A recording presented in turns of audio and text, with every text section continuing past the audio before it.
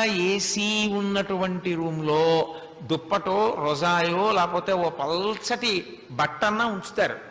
ఎందుకంటే కొంతసేపటికి చల్లగా ఉండి పరుపు అవి కూడా చల్లబడినట్టుండి చిన్నది ఏదో కప్పుకుంటాడు. మళ్ళీ అడుసు తొక్కనేలా కాలు కడుగనేలా అని వేసుకోమని ఎవడు చెప్పాడు, కప్పుకోమని ఎవడు చెప్పాడు అంటే అదో సంతోషం.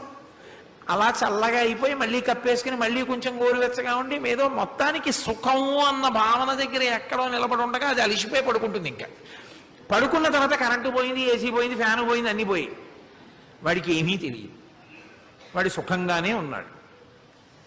అంటే యథార్థమునకు సుఖం ఎక్కడుంది, యథార్థమునకు ఆనందం ఎక్కడుంది? ఇక్కడే ఉంది. ఇది ఉద్భుతమైంది. ఒక్కొక్క వస్తు సంపర్కము చేత ఉద్భుతమవుతోంది. శాంతిని కనిపెట్టేవాడు, శాంతి సాధన చేసేవాడు ఏం చేస్తాడంటే ఇంద్రియములను అరికట్టి ఇక్కడ